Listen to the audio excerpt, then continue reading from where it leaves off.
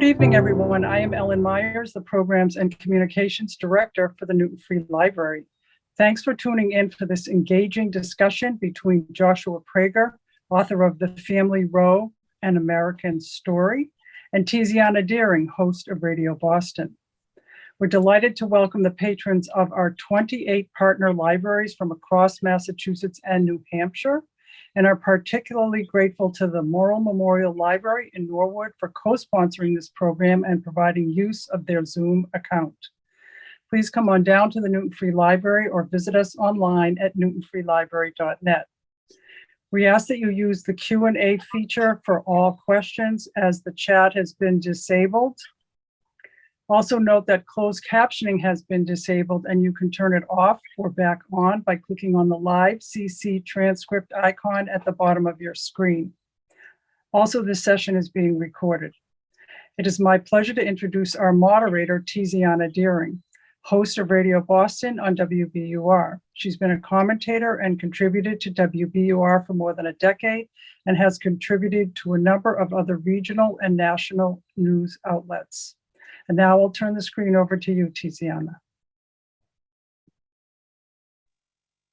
Thank you, and it's wonderful to be here. I'm looking forward to this conversation with you, Joshua. Joshua Prager's latest book is The Family Roe, An American Story. The New York Times called it an honest glimpse into the American soul, and it was a finalist for the Pulitzer Prize. He's also author of The Echoing Green, a Washington Post Best Book of the Year, and 100 Years, a collaboration with Milton Glaser, the graphic designer who created the I Heart New York logo. Joshua has written for The Atlantic, Vanity Fair, the New York Times, and the Wall Street Journal. He was a Nieman Fellow at Harvard and a Fulbright Distinguished Chair at Hebrew University, and has spoken at venues including TED and Google. He lives in New Jersey with his wife and 2 daughters. Joshua, it's really great to be speaking with you. Thank you for having me. I appreciate it. So you and I chatted a little bit beforehand, and we agreed that we thought we might start with you giving about a 5-minute presentation on the book. So yeah. I don't want to get in the way. Why don't you just jump in and do that? I will. Thank you all for having me here. So I'll just say it's funny for me that my book turned out to be timely. I had the idea way back in 2010. I was reading an article about gay marriage, which actually mentioned Norma McCorvey, Jane Roe, in passing. And it mentioned that she had not had the abortion she sought. And that was sort of a big shock to me. I'd always assumed that the woman who, helped to win the legal right for abortion had one herself. And I have, for the better part of 20 years, as a journalist, written about people often who have secrets, big secrets connected to historical things. To give one little example, I wrote about the only ever anonymous recipient of a Pulitzer Prize, a photographer I found in Iran.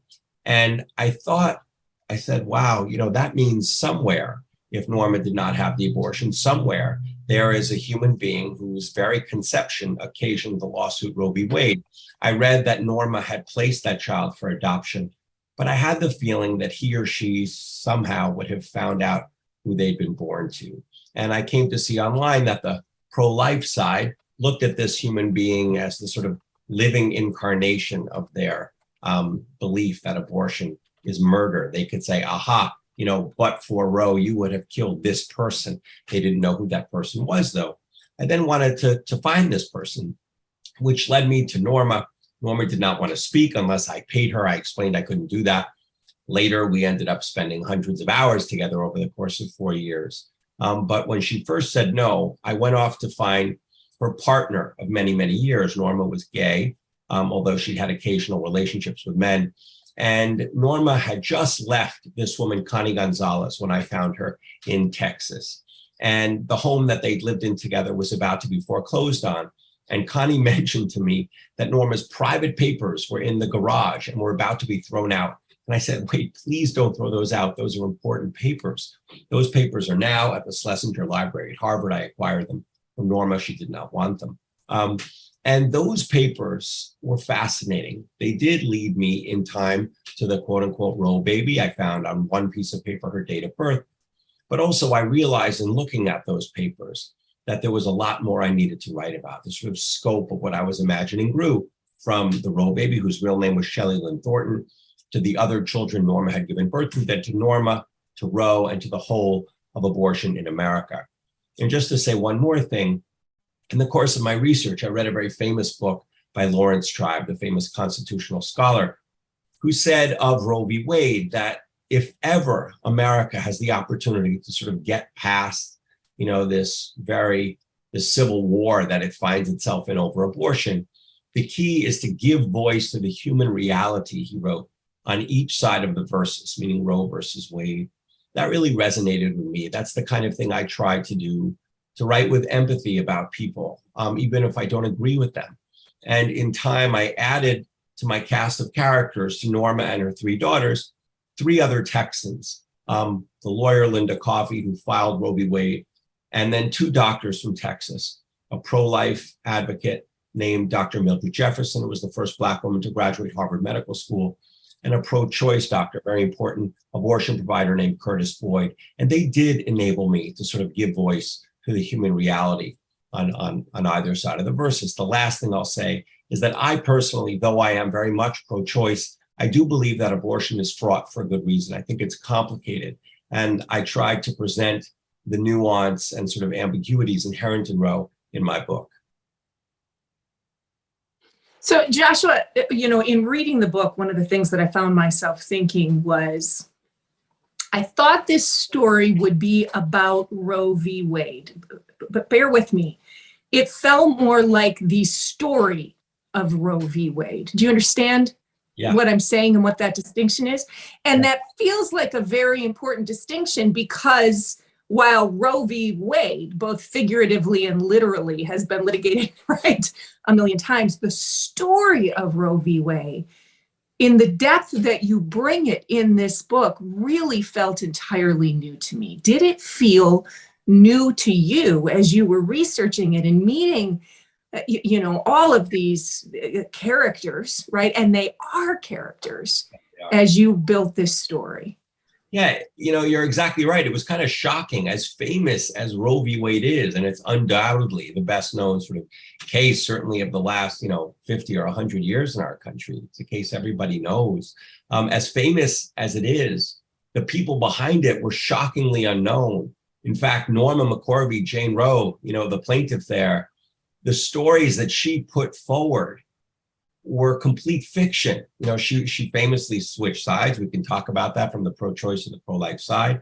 And I made a point, by the way, I'll say, of using those two phrases, allowing people to sort of call themselves what they wish to be called, those 2 labels.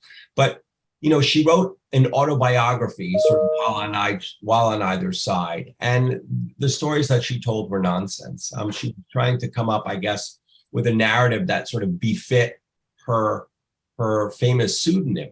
But the truth was much simpler and much sadder. Really, I think, just to sort of put one thing out there right away, her story is really a story of class. She wasn't treated well by the people on the pro-choice side, the very people who represented her. And in many ways, she came to be the sort of, obviously the pro-choice leaders would have been thrilled to have like a Gloria Steinem to represent their cause, but instead they had a Norma McCorvey. And as unfortunate as she was for them, not only did she sort of famously switch, but she didn't use the language that they wanted. She lied often and things like that. But I would argue that she's actually the perfect plaintiff, because she embodied the contradictions inherent in Roe and class. Again, right now we're in this country so divided that, you step on one side of a state line, you can have an abortion. You step on another, you can't. And really, that was her issue too. One of her lawyers, Sarah Weddington, had an abortion, but not told Norma. She'd had the means to go to Mexico. Norma did not have the money to fly to California or to Mexico, where abortion was legal. So yes, it's not the story. It's the story behind Roe v. Wade. Roe v. Wade is just one character in it. And I think maybe you should just tell us about Norma. Yeah.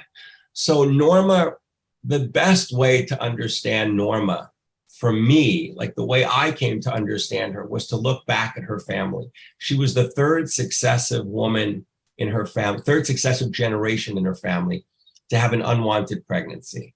And you see the repercussions, like the ramifications, what happens when people have an unwanted pregnancy and are unable to sort of end that pregnancy. So her grandmother gets married right away, which leads to all sorts of things. We're in rural Louisiana.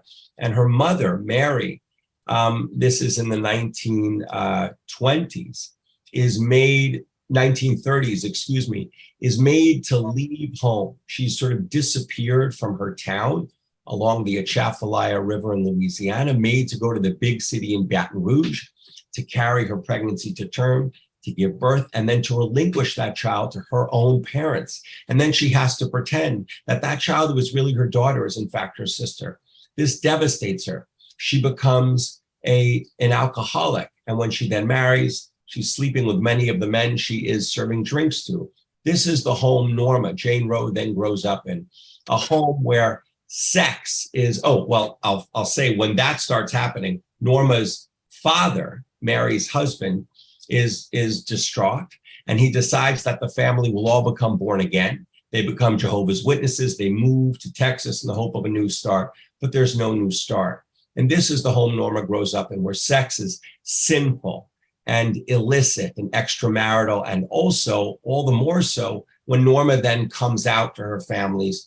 She's 12. Her mother beats her for her homosexuality. Norma is then sent to a school for quote unquote delinquent children when she is caught in a motel with a female classmate of hers.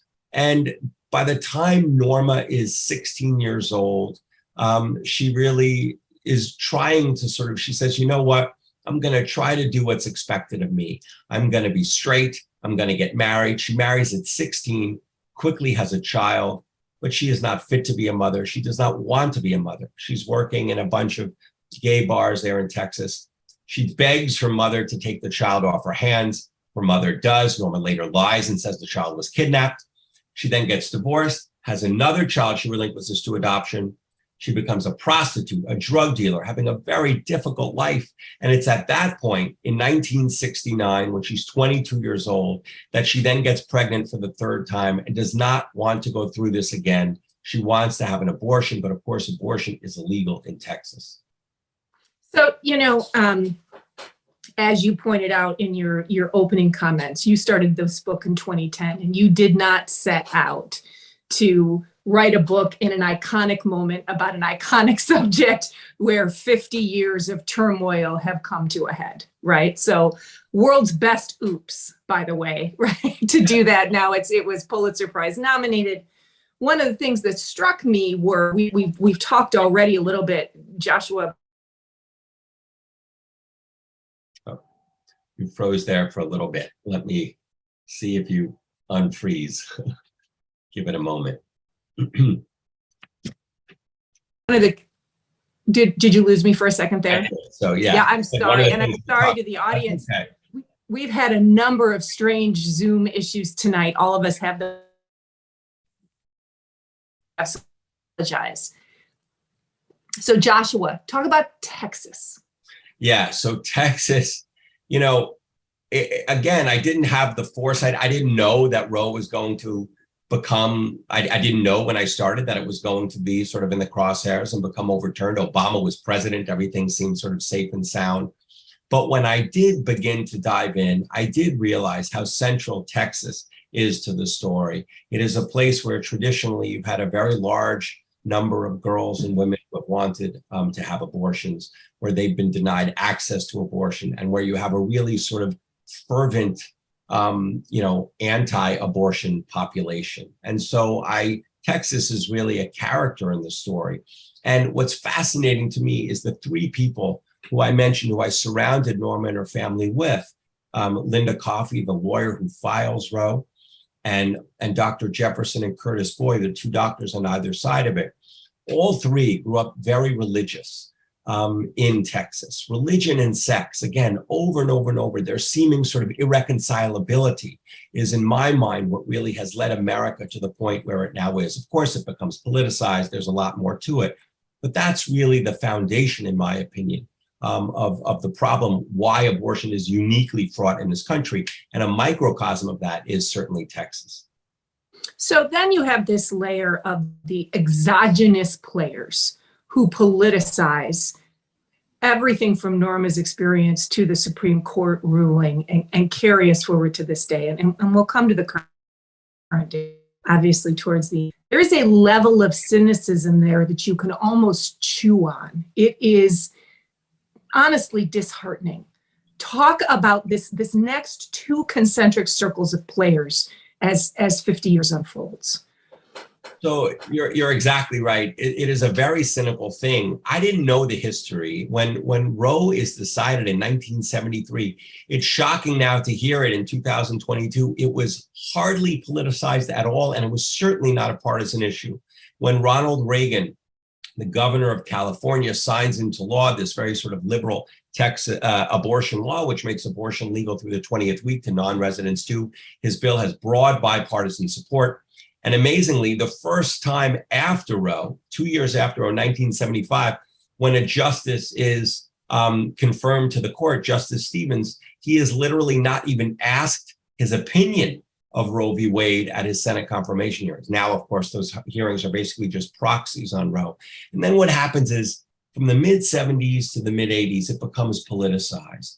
Now, politicians, basically, I have come to see, talk about cynical. I mean, they have no conviction, very few of them. You know, Reagan about faces, Bush about faces on one side on the issue, once it's becoming sort of a pro-life of the Republicans, you know, pro-choice of the Democrats. On the Democrat side, Dick Gephardt, Al Gore, Jesse Jackson, Ted Kennedy, they all quickly get in line.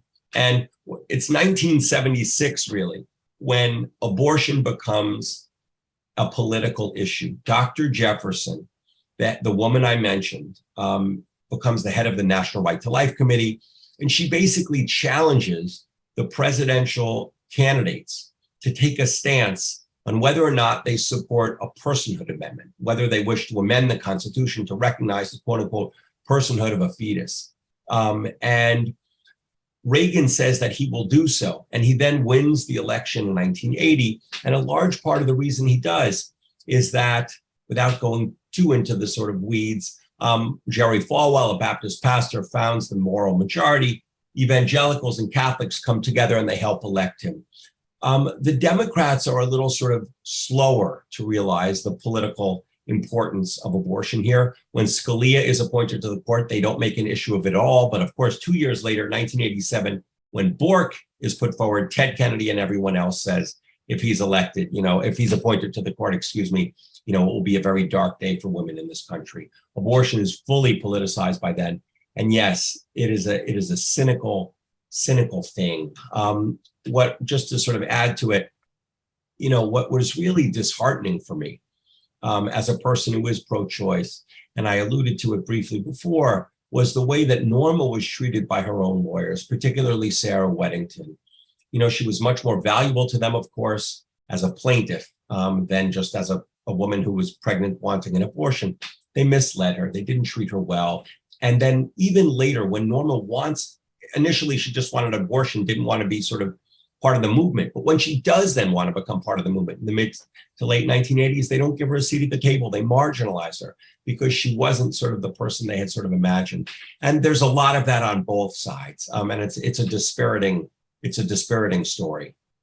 So here's what I'm going to do. I have another question for you, and I'm having some connectivity issues. So while you give us a robust answer, I'm going to come back in on another device, see if we can't make this work a little bit better. Okay, no problem. So we've talked about these clusters of characters. The other cluster that's fascinating to me, Joshua, are the doctors, and I mean three. Okay. I think, yeah. Boyd. So talk about the doctors. You were saying Boyd, Jefferson, and who else? Tiller. Oh, yeah. Okay. So, you know, I wanted to make sure, as I said, to sort of tell this larger story of abortion in America through human beings, write about them with empathy, understand them, see how we get to where we get as a country through them.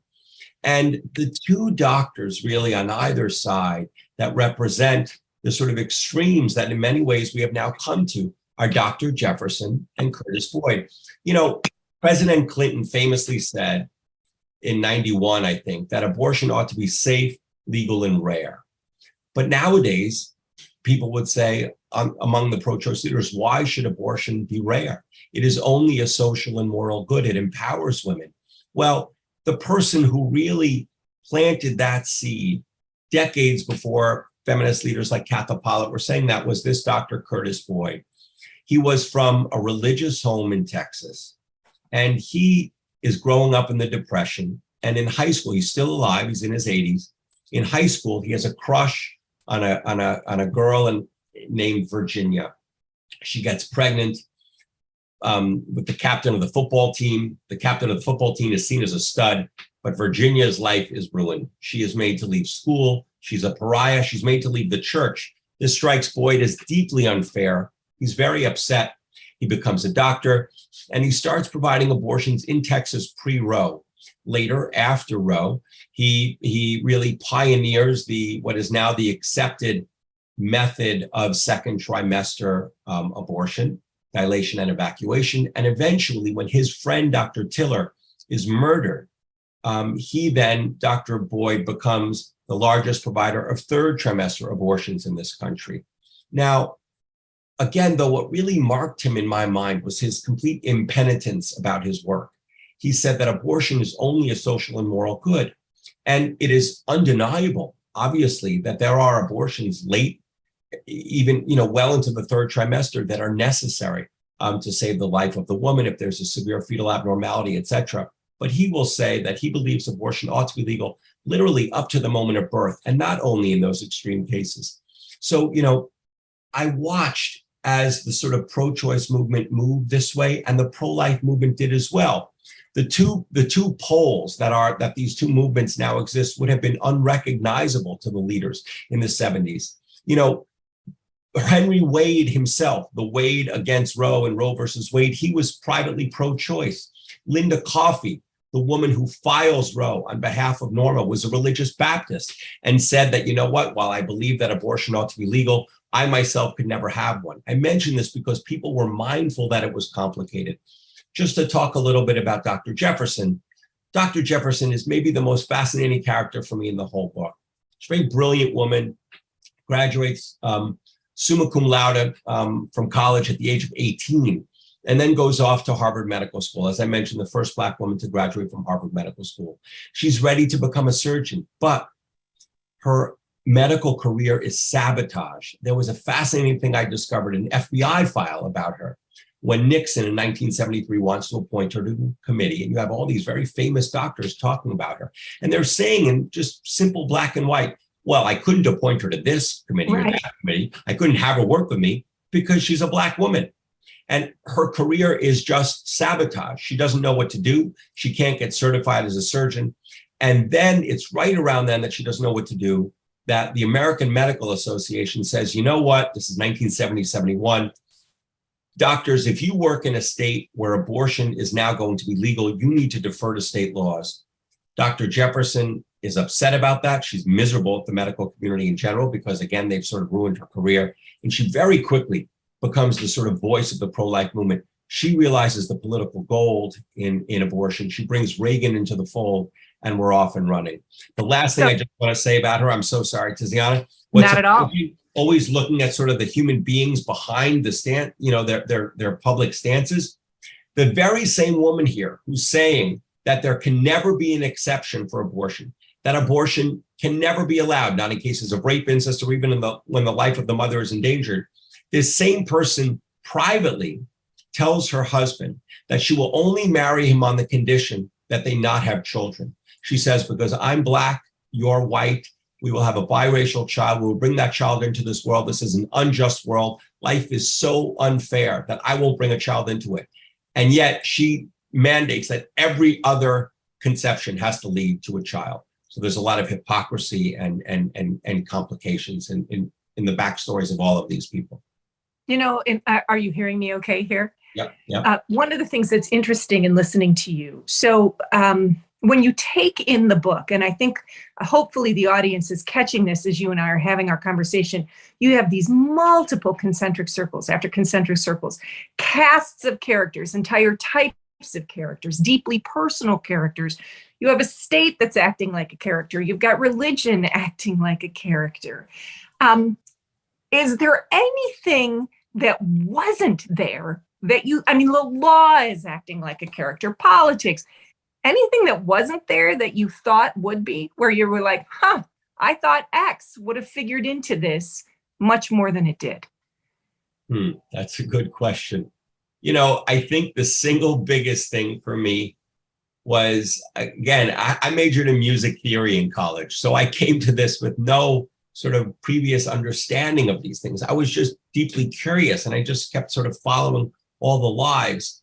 And the biggest thing that just struck me over and over and over again was that, Justice Blackmun had it right when he writes in the preamble to Roe v. Wade that a person's private opinion about abortion is often determined by their exposure to it. He says the exposure to the raw edges of human existence, that basically if you know somebody who had an abortion, you will be open to understanding that side of things better. Similarly, on the other side, a lot of the people I interviewed, like to take Troy Newman, the sort of extreme flank of the anti-abortion folks. He himself, one of his parents wished to have an abortion, and he then felt I was almost aborted, and he goes off and running with that. So, I don't know that there was something that I thought would be there, and it wasn't. But what overwhelmed me was just sort of how intuitive often it was where people ended up. It basically was, just to tell one more story, Justice Powell, one of Justice Blackmun's fellow justices on the court, one of his peers, again, both Republican appointees, he was very securely pro-life as a lawyer at a Virginia law firm. And then as he confides to his clerks the year after Roe, 1974, he tells this story. He was at his law firm pre-Roe, and a young messenger comes to him at the firm, says, you know what, I need your help. I brought my girlfriend to an abortion provider, a legal abortion provider. She died, and I am now wanted sort of, for manslaughter here. And this double tragedy led Justice Powell to side with the majority opinion in Roe. I do think, and that goes back to why I have my approach. I'm not naive. I know that we are in a very depressing, polarized place in this country. But I do believe that when people are exposed to other sides of, to other opinions on this subject, as much as any other subject, their minds can change. I have received sort of fascinating notes from people, very religious and people on both ends. The book was endorsed by both Linda Greenhouse and the Southern Baptist Convention. So it's sort of a strange thing to see that people, if they believe that they've been presented fairly, their minds can change. Let's talk about Shelley, Jennifer, and Melissa. We already have a question from one of the audience members asking you to talk about the Roe baby. And so maybe this is the time to introduce Norma's three daughters. Tell us about them and tell us what you learned. I mean, they were fascinating. I'll just say we're talking a lot about sort of cynical things and politics and all that. Sometimes these daughters, they were very inspiring. I'll give an example.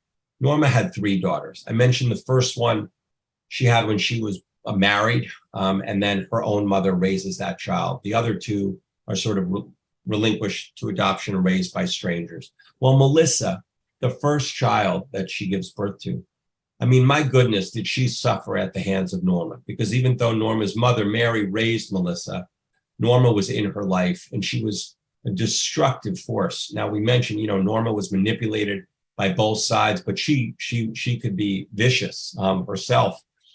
She's a very difficult, complicated person. And Melissa, you see in my book, generation after generation after generation falling into the sort of same difficult situations. The grandmother, Bertha, then Mary, then Norma, and then Melissa comes along. And she's like, you know what? No way am I going to sort of let this pattern repeat a fourth time, a fourth generation. And I'm sure if I went back, it would have been even more generations. I am going to be a good mother to my two kids, and she is. And I think there's something really heroic about that, just to sort of say. But to give you a tiny bit on each of the daughters, Melissa, as I say, suffered because Norma was in her life. Jennifer, the second child, this book ended up a lot on sort of nature and nurture. These children were raised in totally different circumstances. Melissa really raised in poverty and with great difficulty. Jennifer was adopted into a wealthy family in Texas. Her father was a doctor, but she ended up sort of succumbing to a lot of the very same problems that Norma herself had had, in terms of drugs and alcohol abuse, things like that. And she wondered, I'm paraphrasing, if she had sort of a genetic predisposition to these things. By the time I found her, she had overcome these things. She was sober, and she had happily sort of extricated herself from 2 abusive relationships with men and was very happily coupled with a woman. She was delighted to learn that neither of her parents were straight. Norma defined herself as gay, and her father was bisexual. I also found the biological fathers of all 3 daughters. And so this was an important thing for Jennifer. The youngest, Shelley, in answer to the question here, put forward, Shelley being the Roe baby. Roe baby. She had maybe the toughest lot of all, because,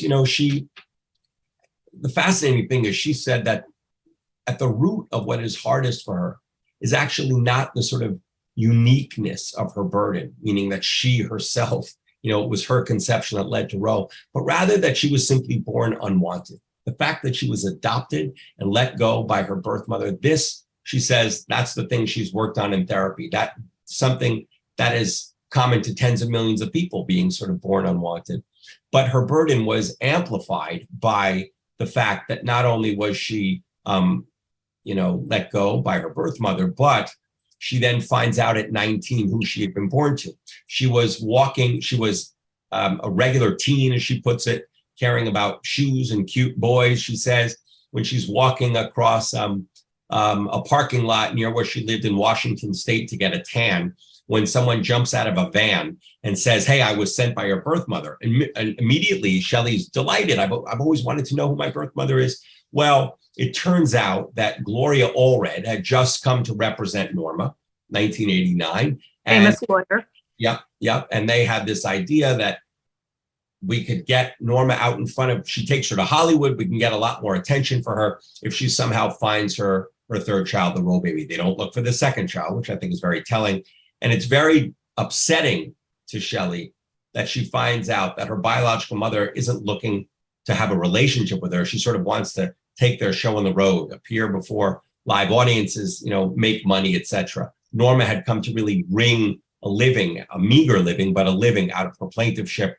And a lawyer prevails upon the National Enquirer to not include Shelley's name in this article, but she is devastated by this. She feels that at any moment she's going to be outed. She's carrying a great secret. It's a very difficult thing for her. She and her mom at that point were pro-life. Now, by the way, all 3 of Norma's daughters say that they are pro-choice, although again, they wouldn't speak about it in the same way that a leader of NARAL would, but they're all pro-choice. They all pretty much agree with Norma that abortion ought to have been legal, but only roughly through the first trimester. These were the sort of 3 daughters and the 3 burdens. The last that they carried, the last thing to say about Shelley, which was very sad. She managed to sort of get past that initial shock and think about, oh, maybe I'll have a relationship with my mother, my biological mother. But they get into a huge fight a few years later on the phone. They have not met yet. And Norma calls and says, you know what, I'd like to visit you with my partner, Connie. At this point, Shelley says, well, I'm not sure I want to do that. What am I going to tell my son that his grandmother's gay? This is hard for her. Norma then screams at her that she needs to thank her. Shelley says, why? She says, for not having aborted you. And that is the last conversation they ever have. They end up in this sort of very sad way. To the very end, Shelley thinks, will I maybe nonetheless find it within myself to go visit Norma? She wrestles with this, goes back and forth when Norma is dying, but she does not in the end go to visit her biological mother. This underscores again, Joshua, this idea that your book is not about Roe v. Wade. It's about the story behind Roe v. Wade. There's one more piece that I do want to get to, and then I think it'd be good for us to go into some more audience questions. And this last piece actually starts to move us into the more traditional Roe v. Wade territory. As the leak of the potential Supreme Court ruling came out in the spring, and then the ruling itself came out, I had a number of conversations with people both off air, on air, who said, the court has always been politicized. People who are saying this is a politicized U.S. Supreme Court. The court's always been politicized. This is nothing new. The picture of the 1973 Supreme Court that you paint in the book is nothing like where we are now. So let's talk about that court and what you learned. Yeah, I would absolutely. And I will say you're 100% right. Obviously, the bulk of the book and the focus of the book is on the people behind it and explaining how we got here. But Roe is a character itself. And I show sort of how the law itself changes, and little by little by little. There's now, by the way, a great divide amongst the pro-life leaders. They're sort of fighting each other, the incrementalists versus the absolutists. And it was really the incrementalists that sort of got us here. This realizing, okay, we can't overturn Roe in one fell swoop way back in 1973 by introducing a human life amendment. Then let's chip away at it. So they introduce, outlawing abortions that are paid for by Medicare, and then that was the Hyde Amendment, Medicaid, 1976, and then the Webster case, which says that basically public resources can't be used for it. And then there's Gonzalez v. Carhart that bans a particular procedure, little by little by little. And then of course the hundreds and hundreds of sort of state laws that are mandating waiting periods and ultrasound and needing to get consent. And little by little, you see sort of how we got here. But in terms of the Supreme Courts themselves, yes, it's, I think there's no better evidence of that, the way the courts have changed, than if you look at 3 rulings, if you read them. And again, I'm not a lawyer, but if you just read, it's written in plain language, Roe v. Wade, and then Casey, the 1992 case. If you read those 2 cases, one obviously is instituting sort of, legal abortion in all 50 states. And the other is sort of preserving the essence of Roe, namely that abortion needs to be legal through viability. Both of those rulings are unbelievably careful to sort of recognize that abortion is complicated, that good human beings can disagree with this. They're on the other side, and we understand, and they write about that at great length. And then you read Dobbs, that's written by Alito, and it is so snide and like contemptuous of anyone who doesn't see it this way. There's even a sentence in there about being like, it doesn't matter to us. It's not our sort of concern how the country reacts to it. It's sort of a remarkable thing. And that really sort of embodied for me the change in the court. The court is obviously, yes, you're right, the people are talking to you about it. Yeah, there have been politics on the court before. I mean, certainly not in my life. I'm 51. Has there been anything like this? And it was when Justice Ginsburg didn't step down. It's very sad. When that happened and Trump got elected, I had a feeling, just having spent the years looking at this, that we were actually going to land here. I said, you know what, if he gets a third appointment, Roe is done for. And you could hear the questions in the oral arguments in Dobbs. You could hear the questions from Justice Kavanaugh, who kept sort of talking about precedent, at times when the Supreme Court had overturned precedent. And then you could hear from Justice Amy Coney Barrett talking again about adoption, as sort of an alternative to abortion, where even the ears of a non-lawyer were seeing where this was going. And, we're now in uncharted territory, and it's going to be obviously a fight that continues for many years. So many other issues now, the pro-life side, they're going to fight whether you can cross the state. There's going to be fights over medical abortion. There's going to be fights involving sort of corporations. There's going to be a lot of fights, but you see, like when Lindsey Graham tried to introduce a 15-week federal ban, there was great sort of divide amongst the pro-life community. So it's not like they have consensus. And I think similarly, there's now divide on the other side too. I'll just sort of say it's easier to fight against something than to defend. And just as Roe galvanized the pro-life, I think Dobbs is going to galvanize the pro-choice, and it already has, as we're seeing. So one question from the audience, after all of your research now, I'll point out as I ask this question to you that you've been very clear you're not an attorney. No. But after all of your research, tracking this story, seeing where we were then, seeing where we are now, do you feel we would have been better off if the question of legality of abortion had been left to the states in the first place? One of our audience members asks. I'm glad they asked that. I'll tell you why, because, it's become just accepted, like part of the narrative that, oh, had they let it alone, it would have gone state by state. Well, several people I spoke to say that's nonsense. The professors and journalists, Linda Greenhouse and Reva Siegel, have written extensively about this, saying, you know what? The sort of liberalizations efforts amongst the states were really slowing. And in fact, it was really political realignment that was taking over and changing things at that point. And they point to, there was a fascinating thing that did happen pre-Roe. One fascinating thing that happened pre-Roe that gave a sense of what was to come in terms of politics, even though it didn't happen in earnest for years more. And that was that Pat Buchanan, who was an advisor to Nixon, he writes him a memo and says, you know what?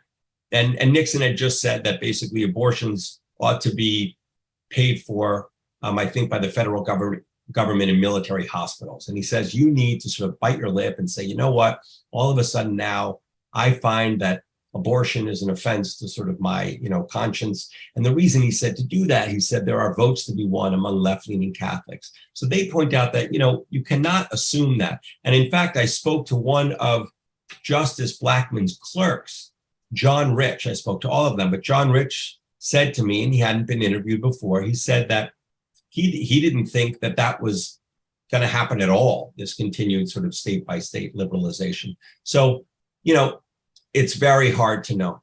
It's very hard to know. The bigger criticism, which I think is a sounder one, and obviously it was made by many, many people, is that it was initially grounded in a right to privacy, where it really would have had a sort of stronger legal legs had it been grounded in a right to equality. And of course, eventually we sort of got there with Casey. But I think the bigger mistakes, to be perfectly honest, of the pro-choice movement was basically just thinking that the issue was won. 1973, saying our work is done here. And I go into a lot of examples in the book about how they didn't engage and they didn't fight and they just took things for granted. And again, as I say, also the really sort of, unfortunately, the marginalization of people who were perhaps pro-choice, but not in the way that they were. So one of our audience members wants to know, what do you expect in terms of the legality of Roe and abortion over the next 5 years? And do you see a path forward to, in the audience members' words, get us out of this mess? That is probably something that would only get me in trouble. I really am not. I'm not a scholar of, in the way of someone who there are people better equipped to answer that question. What I can tell you is that, if people thought that this was going to now be nice and tidy and sort of overturn Roe and things would be easier, they're nuts. It's just basically saying that now this fight is going to be fought in 50 different states as opposed to just on the federal level. I think the most important, and you have this sort of, nuclear options on both sides, the sort of federal bans and what I actually think is going to happen is that, you're going to be, well, look, another snide comment of Alito's, he basically said, look, women have the right to vote. Let's see what they do. I do think that we're already seeing it, of course, with the midterms coming up. And we're seeing some of the Republican politicians softening their stances on abortion. I do think, we can see, obviously, that the political ramifications of overturning Dobbs are extreme. But I also think, it's important to realize that there's a very large percentage of the pro-life movement that really does want even more. They want to introduce a personhood amendment that would basically make abortion just completely illegal, no matter what, no matter where, no matter when. I don't think this issue is going away anytime soon. Are you familiar with the Struck case that Ruth Bader Ginsburg? Okay, so we had a listener who had a question about that, but if it's a case you're not familiar with, we can keep that one. Another sort of more esoteric question: did you come across the OB-GYN Kenneth Edelin from the Boston area? Yeah, absolutely. Okay, so talk about that one. Yeah, absolutely. What was so fascinating about that is Mildred Jefferson was the doctor who was called as an expert witness to sort of speak about that case. This was the first instance, and again, I have to make sure to get it right, but it was a doctor was put on trial for performing an abortion. For manslaughter, 1970. That's right. And Mildred Jefferson, who had not performed an abortion before and didn't have any expertise in this area, was nonetheless being sort of put forward by the pro-life movement to sort of weigh in on this case. And of course, eventually it's overturned, but that had an enormous impact on the conversation in the country. And what you see is little by little, the pro-life, they never stopped for 50 years. We're coming up to would have been 50th anniversary of Roe. They never stopped coming up with different ways to sort of attack Roe, whether they were sort of fetal slides or changing the language, to call something a partial birth abortion, et cetera, et cetera, et cetera, on and on and on. And that was a very powerful example of what they were capable of doing and the importance of it. I do think that the pro-choice movement needs to sit back and think and go back and see how we got to this position and to figure out how to fight. This is not something that the pro-life are now going to rest on their laurels. One other thing I just want to say, a lot of people say, oh, well, and again, I write with empathy about people on both sides of the issue. I really do. But it's also important to fight facts, fight untruths with facts. And one of the things that was really fascinating for me is to look, we just sort of accept it that these pro-life positions, if you are a religious person and you are taught that abortion is murder from conception, well, then what can be done about that? Well, it was fascinating for me to even see that the Catholic position on abortion didn't become sort of as cut and dried as it is today until 1917. Before that, it was recognized that there was a differentiation made between sort of abortion pre and post quickening, whether a woman was sort of exiled and whether it was considered murder, et cetera. So it's important to sort of study up the facts. It's also important. Another one of the things that was always put forward by the pro-life was saying that abortion causes women great psychological harm. They called it post-abortion syndrome. Well, the great majority of studies show that while, of course, there are individuals who have suffered emotionally from an abortion, the great majority of women who have abortions express relief, not regret. Conversely, it's adoption, actually, that correlates very, very strongly with emotional trauma. Many women who do relinquish their children are scarred by that experience, including Norma herself, who relinquished 3 children to abortion and never to adoption and never had an abortion. Yeah. So, Joshua, I have to ask you this. You've been clear in this conversation, and you address it more in our conversation here, actually, than it comes up in your book, that you are, in fact, pro-choice. Yeah. Do you think, and we'll use the pro-choice and pro-life language because that's the language that you choose to use in the book, and you explain in the book why you do. So that's why I'm using it too here. Do you think you would have written this book differently if you'd been pro-life? I don't know other folks on either side, to be honest, that approach this subject the way that I do. So you're right. I didn't mention it all in the book, except in my author's note. Yeah. But look, people on the pro-choice side, they say, how can you write some of the things you've done? You're giving the other side ammunition. And my answer to that, you know what? The truth matters. And actually, there's a lot that our side can learn too. There's a lot of lessons here. And it's ridiculous to say that, to just sort of dismiss abortion as something cut and dried. It is complicated, and good human beings can disagree. I mean, just to tell you my personal opinion, And I hadn't thought about this at all until I dove into this.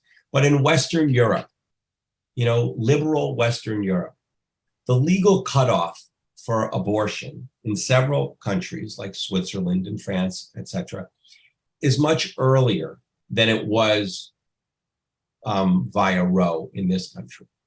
However, until the point that abortion was legal, it was a totally different thing than it is in this country.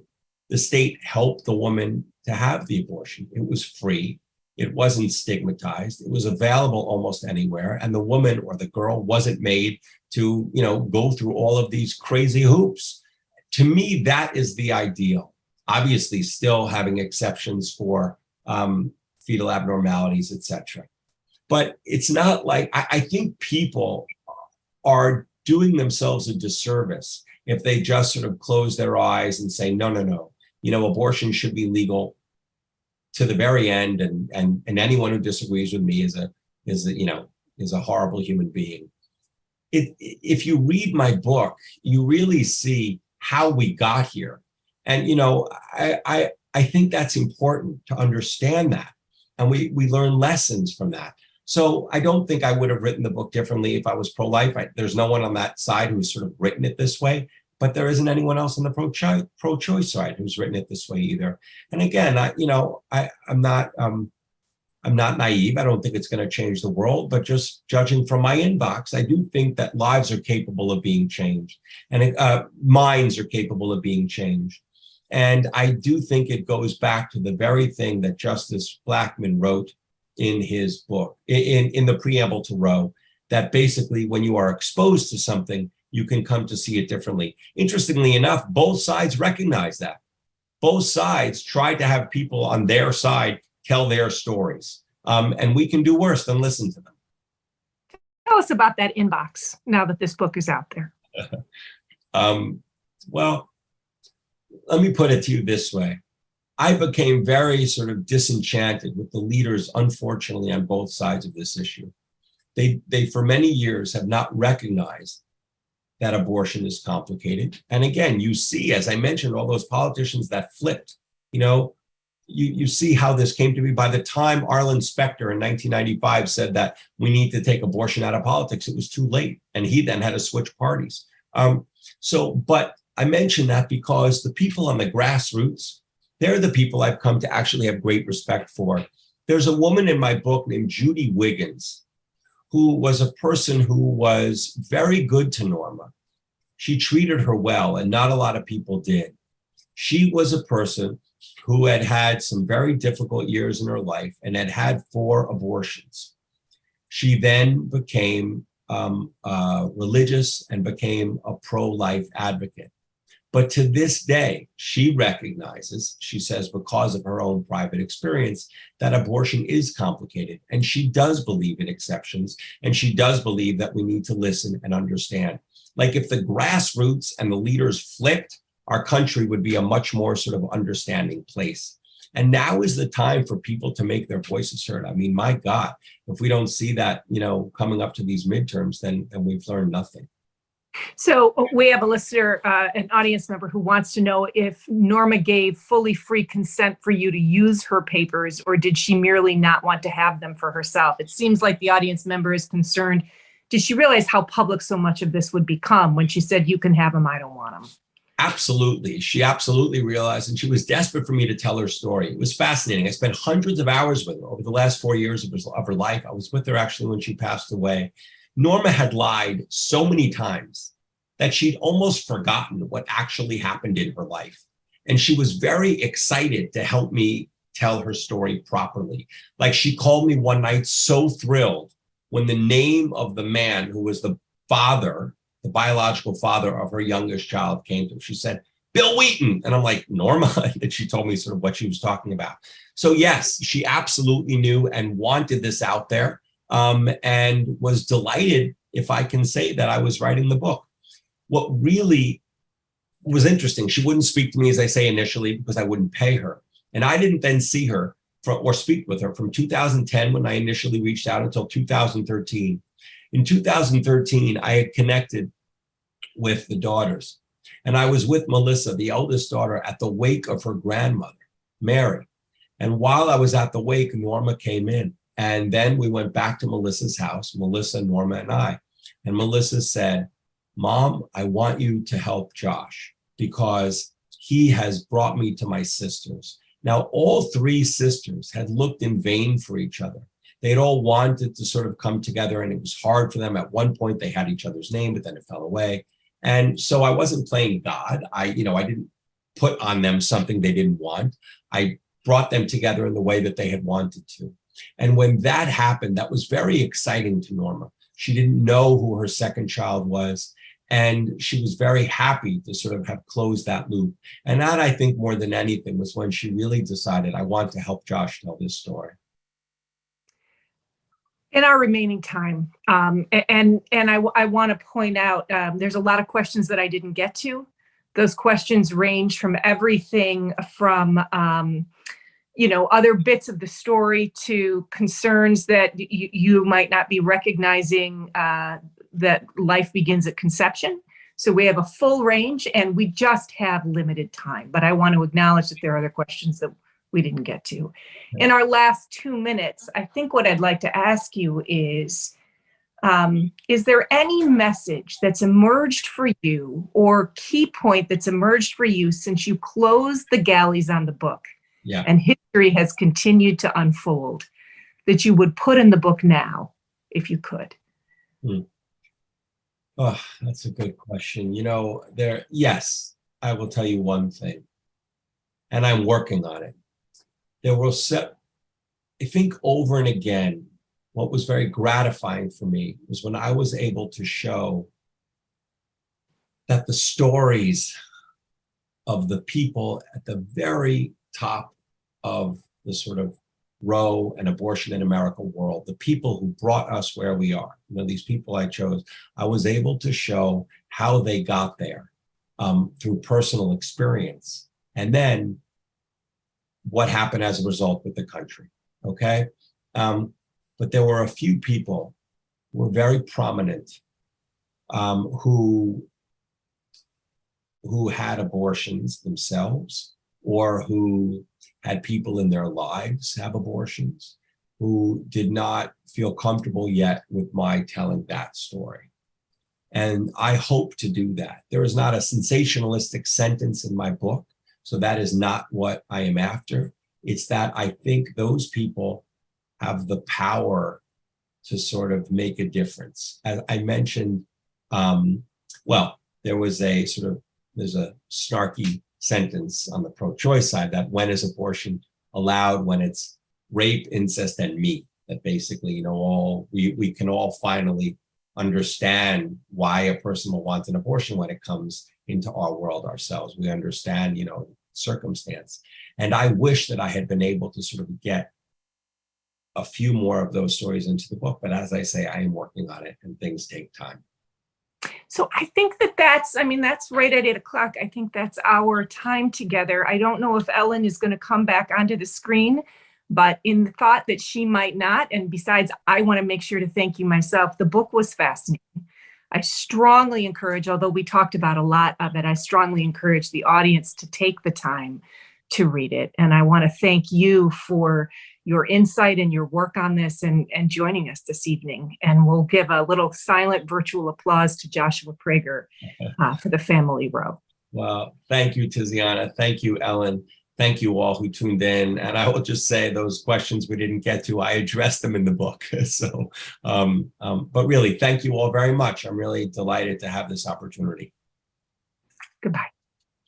Thank you so much to Tiziana and to you, Josh. And I will say to our audience, I suggest you read the book. I told Josh before we started that for me, it was a complete page turner. It's a long read, but it's well worth it. He really goes into great detail. And thanks to all our partner libraries.